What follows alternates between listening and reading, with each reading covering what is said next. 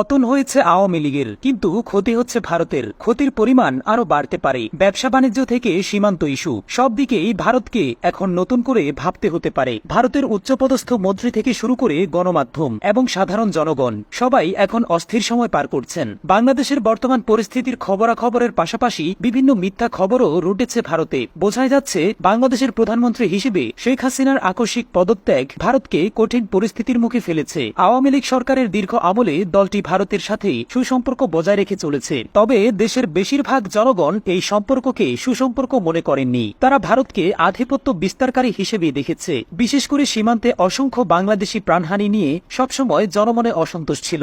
এদিকে ভারত এই সম্পর্কের সর্বোচ্চ সুযোগ নিয়েছে। তবে ভারতের সুদিন ফুরোতে যাচ্ছে। আওয়ামী লীগের আমলে হওয়া চুক্তিগুলোর বাস্তবায়নও পড়তে পারে অনিশ্চয়তায়। কয়েক মাস আগেই শেখ হাসিনার ভারত সফরকালে কয়েকটি সমঝোতা স্মারকে সই হয়। এই সমঝোতা স্মারকগুলোর অন্যতম একটি ছিল রেল ট্রানজিট। এটি বাস্তবায়ন হলে বাংলাদেশের ভূখণ্ড ব্যবহার করে রেল যুগে বাংলাদেশের এক অংশ থেকে আরেকটি অংশে সরাসরি নিজেদের পণ্য পরিবহনের সুবিধা পাবে ভারত। ভৌগোলিক অবস্থানের কারণে উত্তর পূর্বাঞ্চলের রাজ্যগুলো থেকে পণ্য এবং মালামাল আনা নেওয়ার ক্ষেত্রে বেশ বেগ পেতে হয় ভারতকে। মাঝখানে বাংলাদেশ থাকায় দেশের অন্য অংশের সাথে রাজ্যগুলোর পণ্য পরিবহন বেশ ব্যয়বহুল এবং সময় সাপেক্ষ।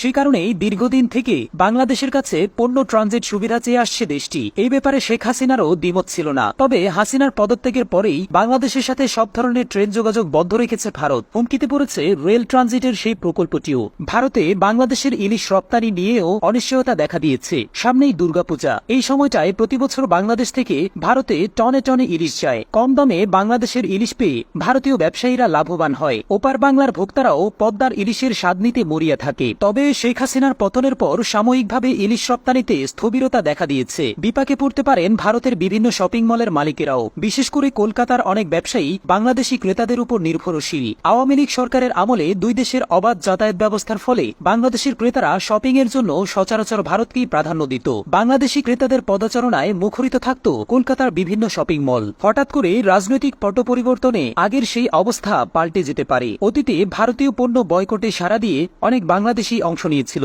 যে কারণে ক্ষতির মুখে পড়েছিল ভারতীয় ব্যবসায়ীরা। শুধু ভারতের অভ্যন্তরেই নয়, বাইরেও হতে পারে এই অবস্থা। বাংলাদেশের কয়েকটি বন্দর ব্যবহার করে পণ্য পরিবহনের সুযোগ পেয়ে আসছে দেশটি। ভারতকে এই সুযোগ করে দিতে বিভিন্ন সময় একাধিক চুক্তি করেছিলেন শেখ হাসিনা। বাংলাদেশের নতুন সরকার আগের সেসব চুক্তি নতুন করে ভাবনায় নিলে ভারতের চিন্তার কারণ হবে। ক্ষতির মুখে পড়তে পারে ভারতের সমৃদ্ধ পর্যটন খাত। প্রতিবছর লাখ লাখ বাংলাদেশি ভারতে অবসর সময় কাটাতে যায়। শিলিগুড়ি থেকে স্বপ্নের কাশ্মীর, সবখানেই বাংলাদেশিরা যান। বিপুল এই পর্যটকদের জন্য চাঙা থাকে ভারতের হোটেল মোটেল ব্যবসা। দুই দেশের সম্পর্কের পরিবর্তন হলে সামনের দিনগুলোতে এই খাতেও প্রভাব পড়তে পারে। ব্যবসা বাণিজ্য এবং পর্যটনের বাইরে দুই দেশের কৌশলগত সম্পর্ক কেমন হবে সেটা নিয়েও প্রশ্ন থেকে যায়। দক্ষিণ এশিয়ায় ভারতের অনেকটা একক আধিপত্য। এই অঞ্চলে চীন এবং অন্যান্য পরাশক্তির উপস্থিতি ভারত ভালো চোখে দেখতে চান না। বাংলাদেশের বিভিন্ন প্রকল্পে চীনের বিনিয়োগ নিয়ে আগেও দেশটি চিন্তিত ছিল। আওয়ামী লীগ সরকারের সাথে ভালো সম্পর্ক থাকায় এতদিন সেটি সামাল দেওয়া গেছে। তবে এবার প্রেক্ষাপট বদলে গেছে।